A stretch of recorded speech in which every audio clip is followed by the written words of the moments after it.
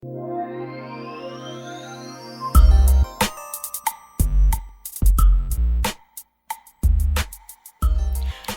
D&D fam, I'm Quick. And I'm Lee, and you're listening to Divas and Ducats. So what is a diva? I think divas get a bad rep, but to me, diva is all about the attitude.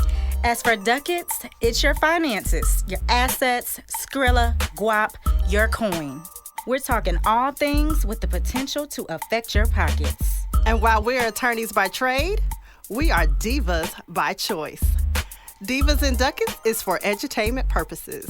Y'all, we are not Series 511 or 703 professionals. This does not create a financial advisor or attorney-client relationship. The views expressed here are solely our opinions and the opinions of our guests. It's just our opinions, y'all. Okay, divas, let's talk Ducats. Hey D&D fam, welcome back. We're happy to have you. If you are watching, make sure you click the subscribe below bell. And those watching and listening, follow us on Facebook and Instagram under Divas and Ducats. So today on our Diva Docket, what are we doing? We are going to be talking about a topic that is near and dear to my heart, preparing financially for long-term care. It is something that people often don't even think about when they think about insurance. You know, we think about death benefits and how to pay for a funeral pretty much when it comes to life insurance. But people don't think about that in-between time, that in-between being healthy, getting sick, and then passing away. With long-term care, it's, to me, I like to say that it's not a matter of when you'll need it, but how much you'll need. Because, grace being, if you get older, either someone will probably need long-term care or you will need it yourself. So, we brought in a SME, subject matter expert, to talk about this, a guest that we've had on before that has given us a lot of information about investing into our IRAs and 401ks. He's trying to get us right for a retirement. Yeah. And now he's trying to get us right to, if you get sick, so you don't have to blow through all your retirement to be able to take care of yourself. So, without further ado, we're going to have JB on, Jevertus, and we're going to let you introduce yourself. Awesome. Well, thank you, first of all, Divas and Ducats. Thank y'all so much for having me again. I always enjoy when we get a chance to spend some time together. I love hanging out with you both, two of my favorite attorneys. And so I'm glad to be sitting here with y'all today. So for those of you that don't know me, my name is Jevertus Burnett. I am a licensed and registered financial professional and licensed insurance, disability, and long-term care agent. So I spend most of my day making sure that individuals have the tools, rules, and strategies they need to build a rock-solid financial plan and to make sure that they and their families are bulletproof. And to your point, long-term care is one of those things that, we talked about the retirement and the 401k and the IRA and the investing and all that stuff, but long-term care is one of those things that if we don't properly plan for it, we will see it pull all that money out that we thought we was going to have to retire, to buy the vacation home, to take the trips and do all that stuff. We'll end up spending it on long-term care needs, either for our parents or for ourselves if we don't have a proper plan. So I am so excited that we're having this conversation today because it's a much needed one, especially in communities of color. Absolutely. So let's talk about why do we need it, and what, we can get into what it covers and what it doesn't usually covers. But like you said, why do we need long-term care?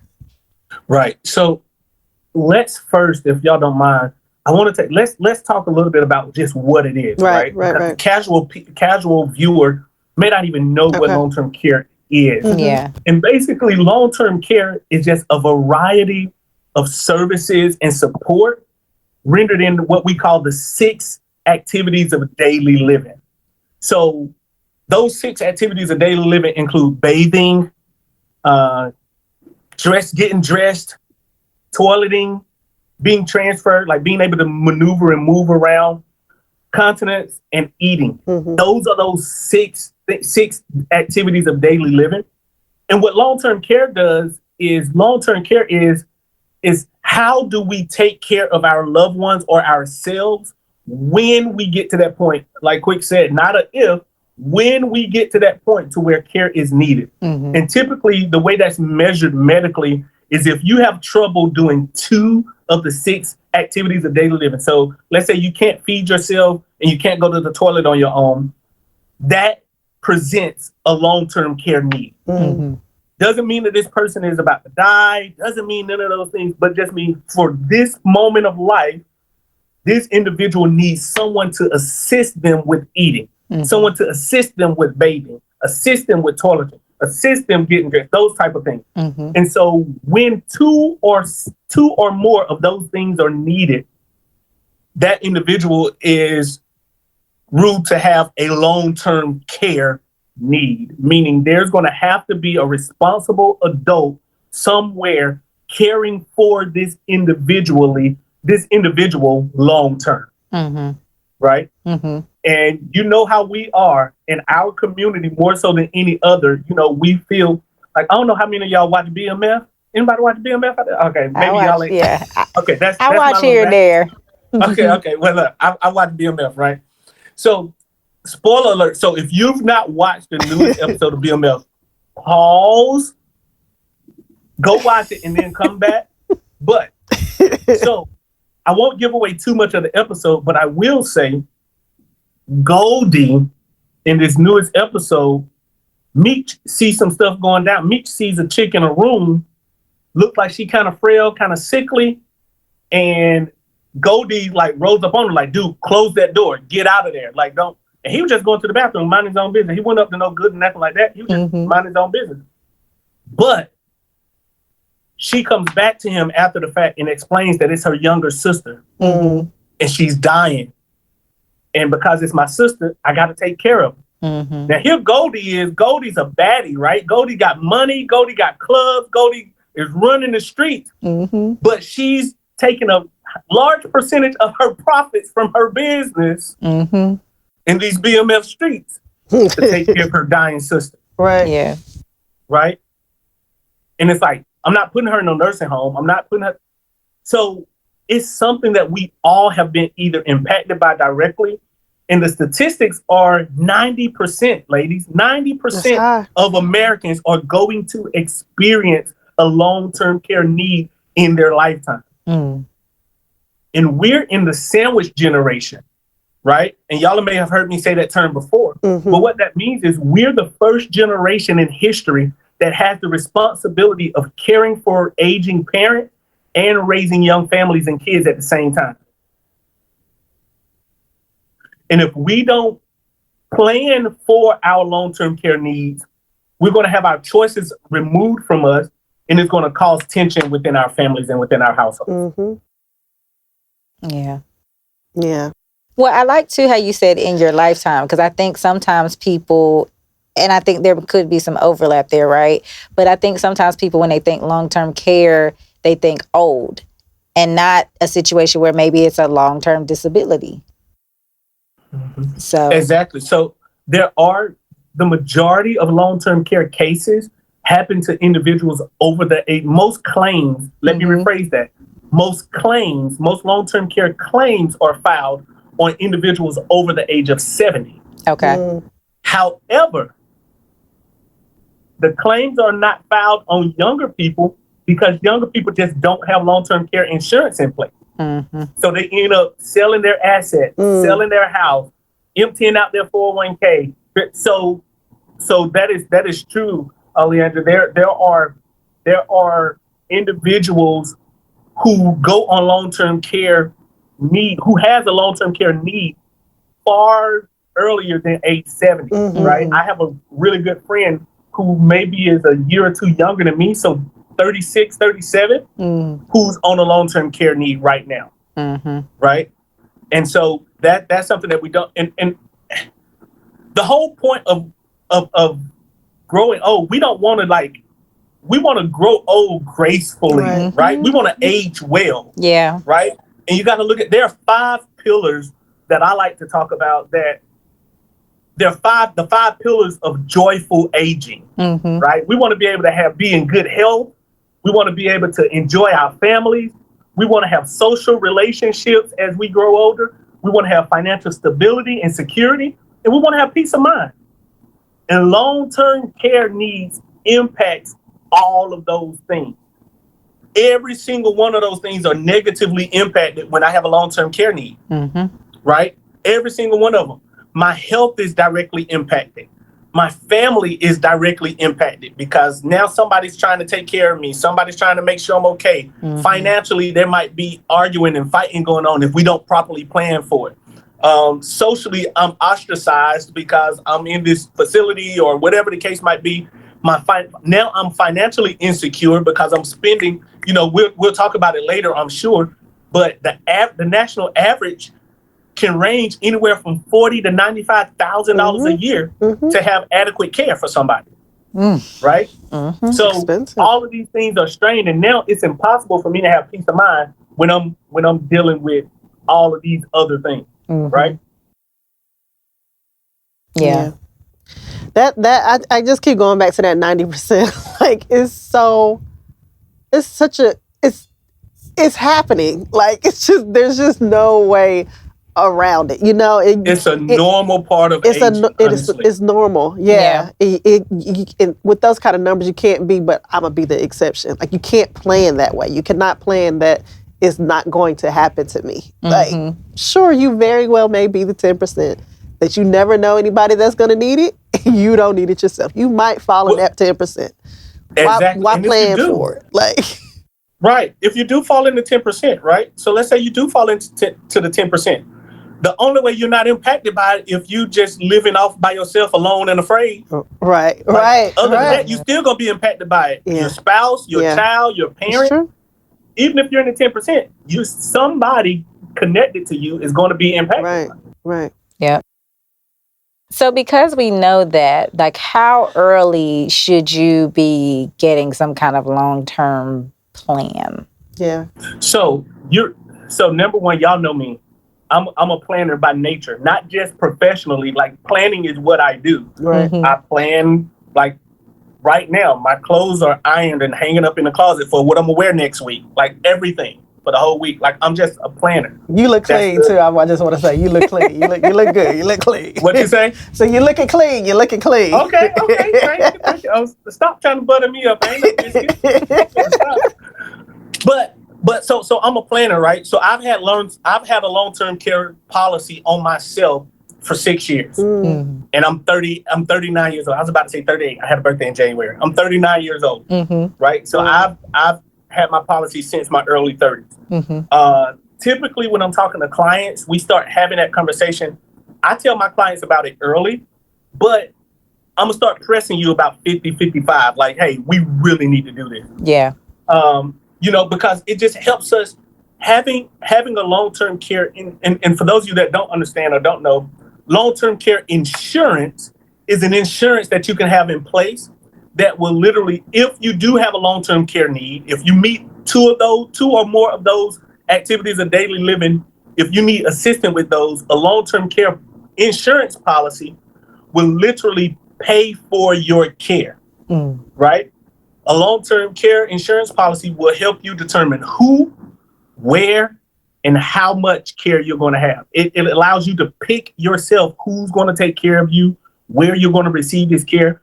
So all of those things, the long-term care insurance policy will pay for that care so you can have some type of normalcy in your life. But I say the earlier the better. You need to start like, if you're 50, 55, you should have did it yesterday. But the earlier the better, because long-term care costs rise as you get older. Having it younger locks it in at an earlier age. But I say everybody need to have that conversation because we don't know. Like if you knew for a fact that, hey, I'm in this 10% that's never going to be impacted by it, then so be it. But for everybody else that don't know for a fact, the other thing we don't know is when exactly am I going to have a long-term care need? So if I knew for a fact that on my 73rd birthday or my 85th birthday or my 91st birthday, I was going to need it, I'd wait, right? Right. But it might be my 40th. Yeah. And in which case, I'd rather have it and not need it than to need it and not have it. Does that make sense? It does. It does. And some of the things that we want to consider when it starts talking about long-term care insurance is, number one, who would be in charge? Like, I tell people, like, right now, if you're listening to this and you're watching this, grab a notepad, grab a pen, grab some paper, and actually answer this question for yourself. The first thing I want to ask is, who is actually going to be in charge of taking care of you? Ask yourself that question. If I had a long-term care need last night, so we'll say last night, so y'all ain't talking about I'm putting no bad juju on y'all and all that, right? Because in Black communities, don't be speaking that on my life. Right. So yesterday, right? So if you ain't nobody got nothing going on today. So if yesterday you woke up, you had a long-term care need, who would be in charge of taking care of you? And I want you to really just write it down. If you're watching this, write it down. Like, give some thought to it. Take a second and give some thought to it. Right? Now, and by who, I mean, is it going to be a family member? Is it going to be a spouse? Is it going to be a child? Is it going to be a niece or a nephew? Right? Or do you want a nurse or some type of skilled labor? Mm-hmm. Mm-hmm. Do you want somebody from outside coming in? Okay. Second question we got to figure out, where do we prefer to receive this care? Do I want to stay in my home as long as I can? Do I want to be in a community of other people? Do I want to be in a big assisted living facility? Do I want myself or my loved one in a nursing home? Right? Where am I going to get this care? Mm-hmm. How much does it cost and how much money do I have to pay for it? Right? How much does it cost and how much money do I have to pay for it? Nationally, I said we would talk about some costs, and I figured now would be a good time. But nationally, to have in-home, in your house care, right, it's about $4,400 a month. Now, I know we got a lot of North Carolina people watching this. So in North Carolina, it's about $3,900 a month, Mm-hmm. right? A little over $3,900 a month. That's $46,000 a year. And that's for in-home care, Mm-hmm. right? In-home care. At an assisted living facility, we're talking about nationally $4,800, but in North Carolina, it's $5,700 a month. Mm. So we're talking about $69,000 a year to be at an assisted living facility, right? Mm-hmm. At a nursing home, a semi-private room, that means you're sharing a room with somebody. Mm-hmm. A semi-private room, the national average is about $8,300 a month. And in North Carolina, it's about $7,100 a month or $85,000 a year. The average long-term care claim is 3 years. You're typically on a long-term care claim for 3 years, right? I don't think we realize what we're doing when we fail to plan for long-term care. Mm-hmm. Like that's $150 on the cheapest end. That's $150,000 we got to be prepared to shell out for this loved one. Mm-hmm. Right? Yeah. And so we have to create a plan for that, because what's going to happen, we're in the midst of what is supposed to be one of the largest asset transfers in history, with baby boomers transferring assets over to Gen X and millennials and all this kind of stuff.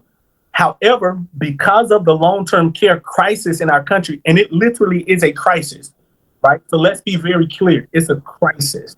So when I say long-term care crisis, I really mean crisis. It's a real crisis, right? So take, for example, Washington State, a couple of years ago, 2 years ago, they mandated that everybody in the state had to have long-term care policy, right? And so by law, you had to. If you didn't have something already, you were regulated, mandated to get this policy from the state that you had to pay for by law. You didn't have a choice on. Companies can't even sell long-term care out there no more. So right? I have a pause. I have a question on that. Other states are following suit. Yes, ma'am. So do they have mandated states that make you have life insurance too? Nope. Huh. They don't care about that. Because life insurance it doesn't cost them. It's not costing life them. insurance does not become an issue of the state. Right. You did. Right. Yeah, you did. Right. Long-term care needs, you still here. Mm-hmm. And what do you see people doing all the time? They're trying to get rid of their assets To get Medicare. so the state don't take it. Mm-hmm. And why does the state take it? Because the state have to sell those assets to liquidate to get cash to take care of these people. Mm-hmm. Because now it becomes governmental assistance. Right. And now we got to take care of you. Now we got Medicare, Medicaid, all this stuff. We got to take care of you. We got to provide for you. We got to make sure that you have adequate and reasonable living arrangements and all that stuff. And, you know, God forbid we actually care about our elderly people. God forbid. States look at it, it's a bill. Right, right. That makes sense. And states are like, if you're not going to have long-term care, and we're going to mandate you pay into this, similar to Social Security. So in Washington State now, it's almost like a Social Security tax, but it's long-term care, and money goes into a pool, and boom. Gotcha. Okay. And other states start thinking about following suit. I ain't mad at it. I mean, it kind of makes sense. So now with a long-term care policy, how long does that last? Is it like other policy? Is there a term on it, or like how does that work? No, so that's a great question. So there's no terms on it. So long-term care policies, typically you can purchase them depending on the company, the ages typically range between 60 and 65. Most companies have a cutoff of age 60 to buy it. Okay. But there's no cutoff for when you can actually go on claim. Okay. Now, the challenge with long-term care, however, is that life insurance, disability insurance, both of those have what we call fixed premiums, meaning once you get a policy, the price never goes up. Right. Long-term care, there is no such thing as a fixed premium because the costs are going up so crazy. Insurance companies increase their prices all the time. So because of that, there's a couple of ways that people choose to actually provide for that need. Number one, you can get a standalone long-term care policy, which is still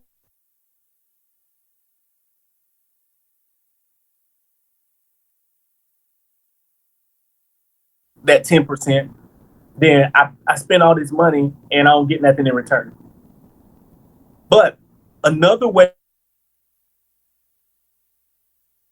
is now have what they call an accelerated care benefit to it, meaning that if something were to happen to you and you did have a long-term care need, if you did meet those two or more activities of daily living you needed assistance with, you could use a portion of your death benefit to actually pay for your care. Most of those, you just have to have at least $100,000 policy with most of those, and you can use up to 90% of your death benefit. So if you got $1 million life insurance policy, you can literally tap into that death benefit to help you pay for your costs. Now, the downside to that is, of course, you got cost of insurance, and it has to be permanent life insurance, which adding that rider on makes it even a little bit more expensive, right? And then the last way, well, not the last way, but the last protection method that you can purchase is some type of flexible asset. So some companies have flexible assets that you can dump lump sums of money into. So say Auntie has a retirement plan and she's retired, but her health is becoming a challenge and she might not qualify for a long-term care policy because of her health. That's the other thing with long-term care. I tell people all the time, you don't buy any insurance, life insurance, disability insurance, long-term care insurance. You do not buy those types of insurance with money. You buy them with your health. You can have all the money in the world. If you don't qualify health-wise, you can't buy it. You could be Oprah rich, but if you got health issues, nobody's going to sell you a policy. That's good. I like which is that. another reason why younger is better. Right? Because a lot of times people think, oh, I got money, I'll go do this and I'll go do that. You won't if you sick. Because ain't nobody going to sell it to you.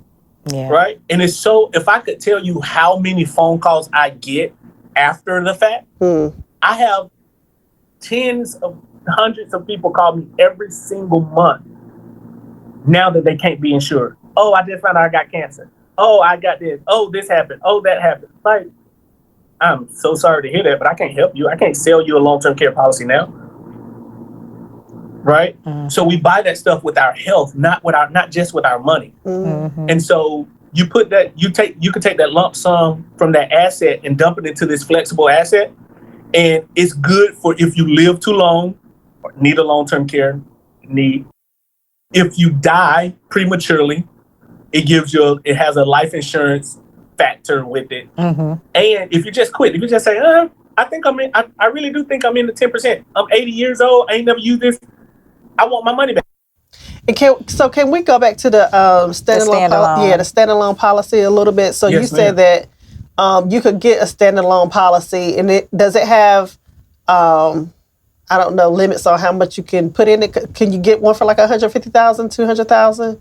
You can definitely get one for her. So the way long-term care works, you get pools of money, right? So you buy a pool of money. So the maximum benefit on most policies are what they call a 6-year benefit.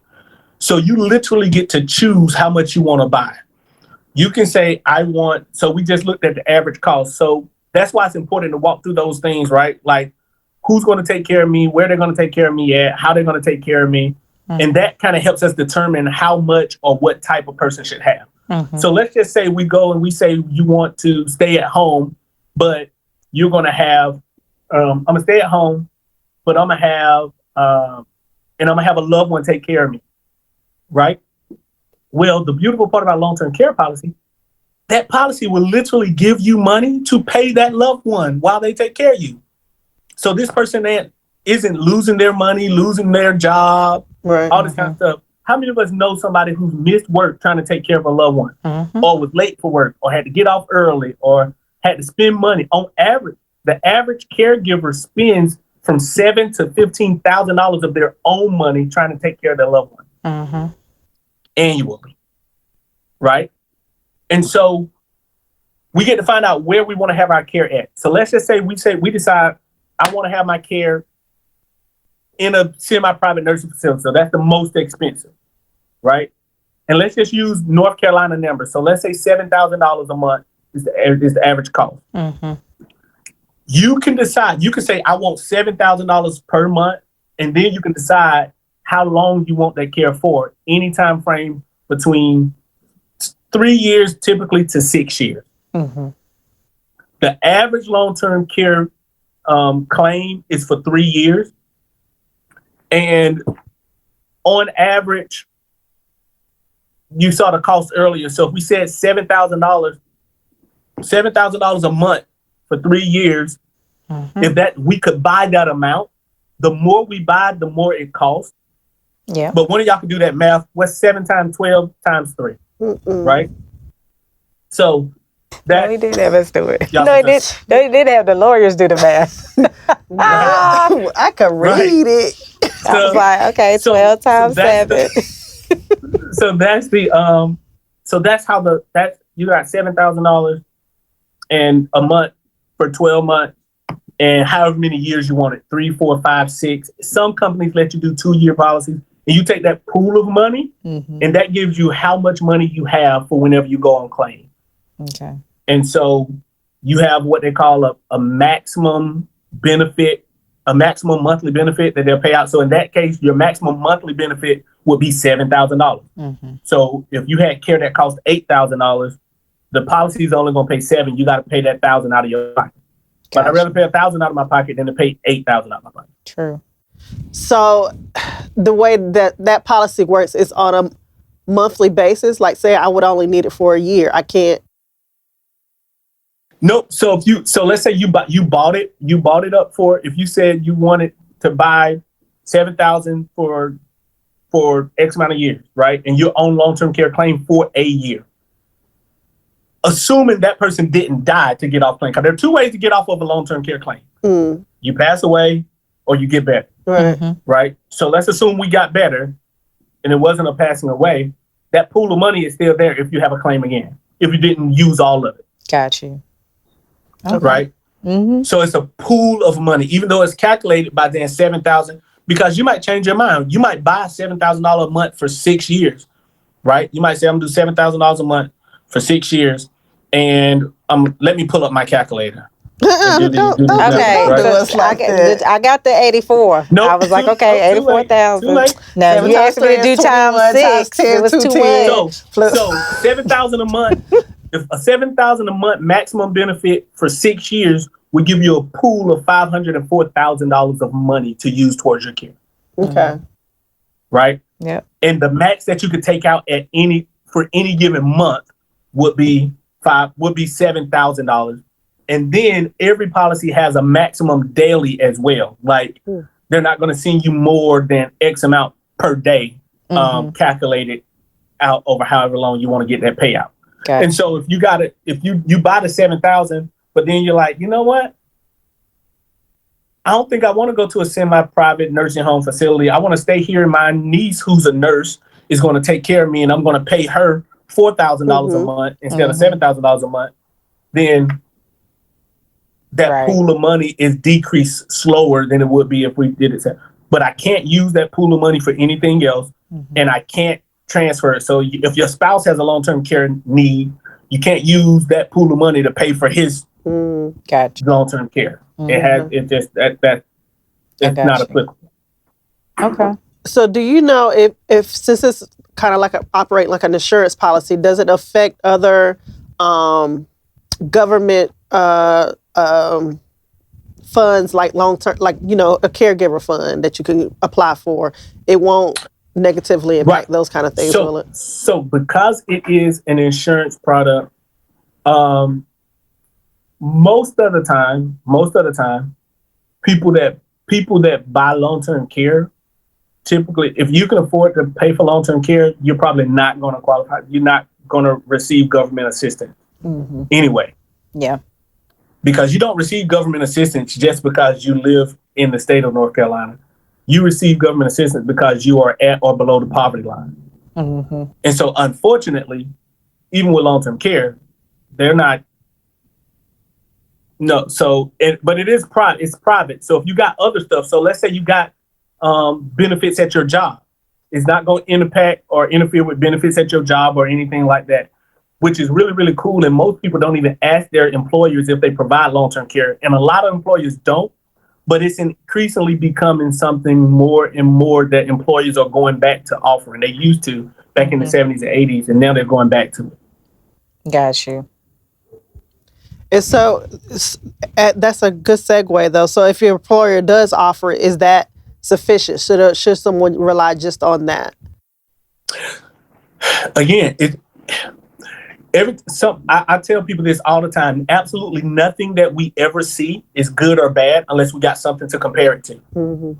Right? So that's why it's so important that you sit down and really have that question, especially for all of everybody that's watching that's our age. Like, my mom is in her late 60s. My mother-in-law is 72. Like, we having these conversations. Like, you know, I have 3 siblings. My wife has no siblings. She's the only child. It's like, who taking care of your mama? And where we taking care of her at? It's important. And again, we're not making the assumption of like, if something happens, it's like when this happens, right? Because she's 72, she'll be 73 in April, and don't look like she's slowing down. And so she's looking like she want to live to be 100. Yeah. So if she do, at some point, we're gonna be responsible for making sure that she's okay. Yeah, which is fine. But what's the plan? Right. Right. What's the game plan? What's the model? What are we doing? What do we? And so we got to have those conversations, and we got to have them sooner as opposed to later. And so when you look at what type of care you want, hey, mom, what would you prefer? Who do you want to take care of you? Where do you want to be? What type of cost are you trying to? When we get all those questions answered, then we can look at what our job provides. I tell people to always have something outside of your job, and that's for everything. Life insurance, disability, long-term care, simply because your job benefits do not travel with you. Right. If you leave that job, if you retire, all of that stuff, those benefits go away for the most part. There's some outliers. There's some companies that do have portable benefits that you can have, employee benefits that you can have, but that's really rare. Right? So I say leverage what you have at your job, but always supplement that and don't depend on that, because the other thing with long-term care at your job, sometimes the benefit period is super short. They'll only pay out for 12 months. Right. You know, the maximum most times is 24 months. So if the average long-term care need is 3 years, what you have at your job is almost never going to actually pay for what you really need. Right. It's going to be better than nothing, but it ain't going to really make sure that you have everything that you need. Yeah. And so what is the average cost you speak to long-term, like supplementing your job's long-term care or long-term disability? Like, what's the average cost for like both of those? It 100% depends on your age and your health. Okay. 100%. It's going to be younger. It's going to be cheaper for a younger person. Like for my long-term care policy, I have a, which I need to update because I bought mine years ago. So my benefit is $4,000. I have a $4,000 a month long-term care benefit with the maximum 6-year benefit period. And I pay less than $70 a month for mine. Okay. And so that doesn't expire. You did say that, right? Like it's just that pool of money until you use it. Yeah. Yeah, okay. It's that pool of money until you use it. Yeah, and mine, and I don't want to get too much into the weeds, but mine is designed and set up where it has what we call a future increase option and a cost of living adjustment, meaning I can increase my policy whenever I can increase how much I want to buy without going through underwriting again as my income increases and my budget increases. Yeah. So I can do that without having to get re-underwritten. And the cost of living piece, if I ever do go on a claim, the benefit is going to increase every year with the cost of living. Gotcha. Okay. And so you said it's not like life insurance where the premium is not always $70. So no, it's not guaranteed to increase, but it can increase. Okay. So there are some policies, like I've had 2 increases since I had my policy. Okay. Right? But the increases have been, the biggest one was like $11 a month. And the other one I want to say was like 7 and some change a month. Not too bad. So who's driving this, right? The price increase stuff. Who are the people that are getting on claims the most? Baby boomers. Yeah. They're also one of the largest populations of people, and they're living longer than anybody anticipated. When the baby boomers bought their long-term care policies in their 30s and 40s, everybody thought they'd be dead by 68, 70. We're living longer, almost like a page out of Talladega Nights. You know, Ricky Bobby said with the advances in modern medicine and his money, you know, he's like, I can live forever. Right? But with the advances that we've made in modern medicine, which we have made a lot of advances in modern medicine, our medicines have gotten a lot better. And that particular group of people have the largest pool of assets of any generation ever. They're not dying. All right. They're living a lot longer. So companies underestimated the risk, and now they're having to increase prices because they're like, we didn't expect y'all to live this long. And we didn't expect so many of y'all to need a claim. We need that money. Right. Right. And so speaking of that, what happens to a policy if you never need it? If you never need it, you don't use it, you lose it. So that money that you put into that policy, if you never need it, but like the way I explain it to my clients is I'll tell you, hey, listen, ladies, it's been an absolute pleasure serving y'all as y'all financial professionals. And listen, these are going to be 2 conversations that we're going to have one day in the long, far future, right? We're either going to be sitting down one day and y'all going to be looking at me in my face, and your spouse or your children or your grandchildren are going to be upset with me because I never gave Mima that long-term care policy and now they need it, right? And they're trying to figure out, and they're doing GoFundMe so they can make sure that you got care and taking care of you and all this kind of stuff.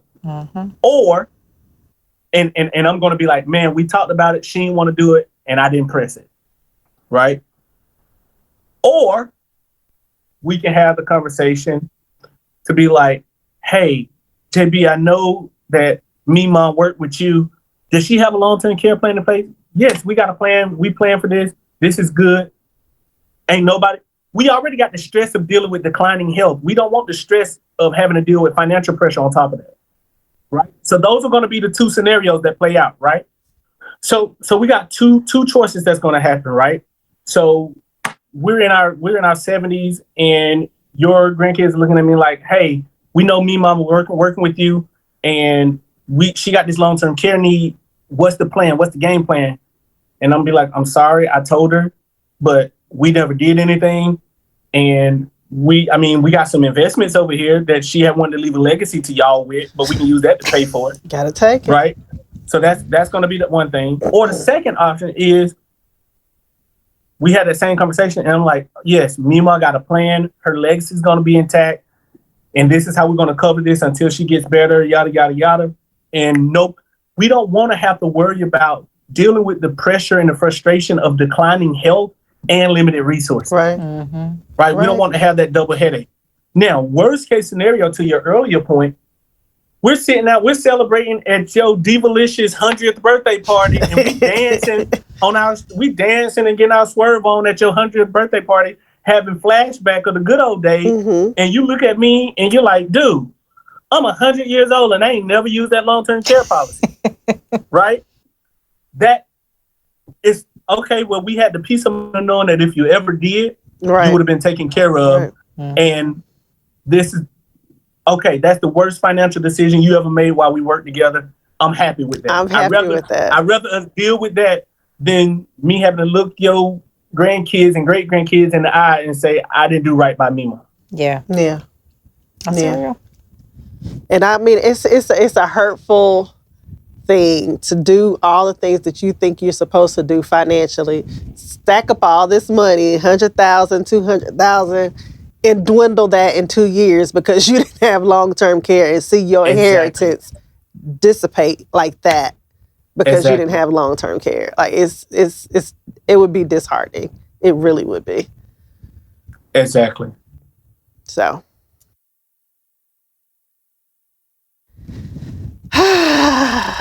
No, I think it's just a hard conversation for people to sit down and have. And talking about money is hard anyway. Nobody wants to talk about the sickness. No, people just want to think that they'll always have their health, but they won't, and the younger you are, the more people don't believe that it's going to happen. Like you said, we're in the sandwich generation.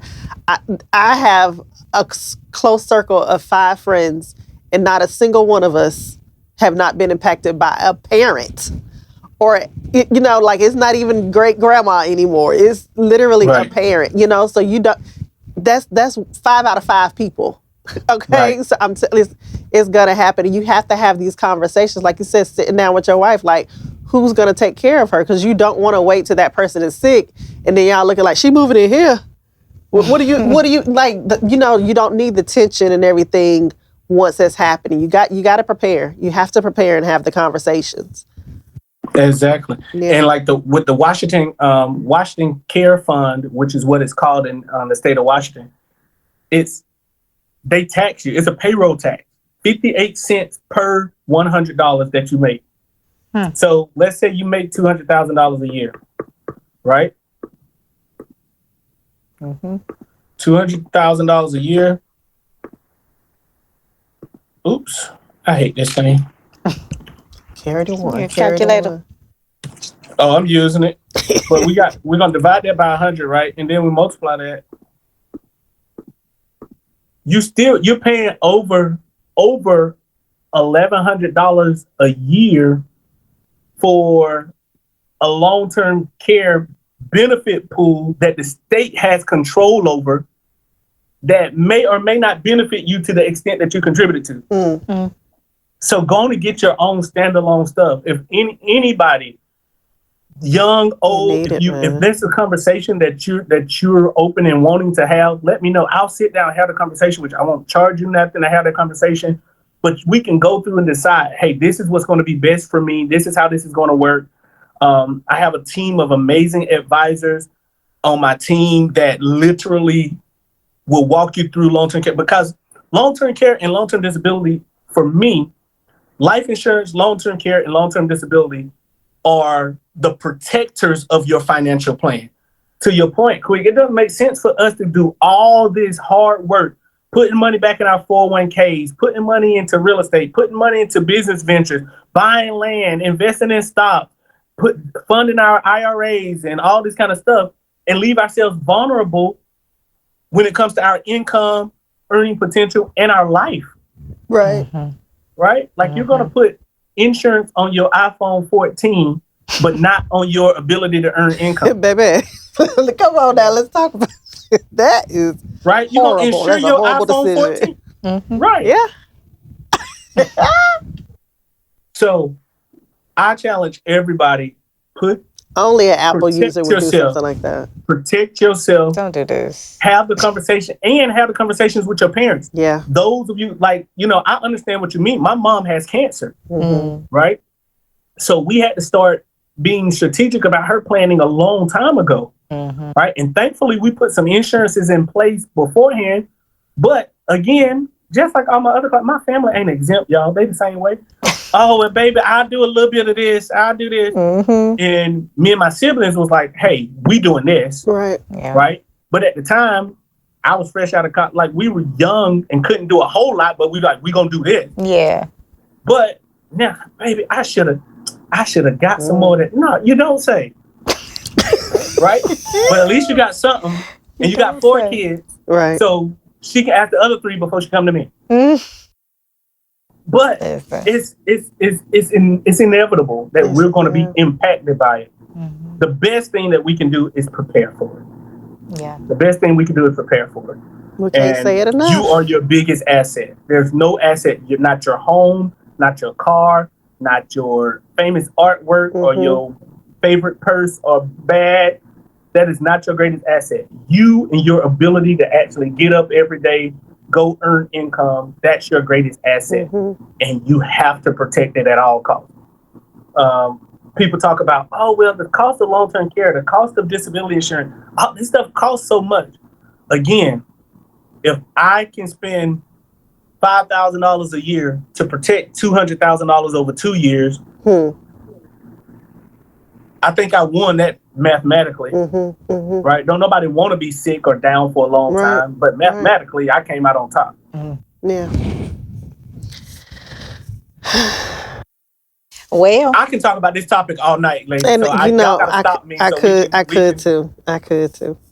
Because it's near and dear to my heart. So, I mean, we trying to beat it into them. They won't listen. My only other question, though, because we're kind of, I don't want to conflate the two. So, to your point, like I see every year with the benefits, like your long-term your long-term disability and with your job. Right. I'm sorry. I'm getting a phone call. You turned. It was me that time, right? Okay. So my other question is, I feel like a lot of time, we talk long-term care, long-term disability, we kind of use it, not interchangeably, but together. And so to your point, I see every year with my benefits, like, oh, it's just $5. Let me go get my long-term disability through my job. But is the long-term disability insurance similar in all the stuff that you've explained with long-term care in terms of like the average years and all of that? So the average, so the numbers are a little bit less. Okay. Thankfully, with disability, but 25% of one out of 4 people is going to experience a long-term care need at some point in a long-term disability at some point in their life. Okay. So then long-term care pays for us to make sure that you have adequate care to care for you. Long-term disability replaces the income that you lose while you're out of work. Got you. Right? And the average long-term disability, the average individual is out with long-term disability 18 to 24 months. So a year and a half to 2 years. Okay. Right? And so you got to ask yourself, if I'm out of work for 3 or 4 weeks, typically I'm going to be okay. If I'm out of work for 2 years, what does that do to my lifestyle, my quality of life?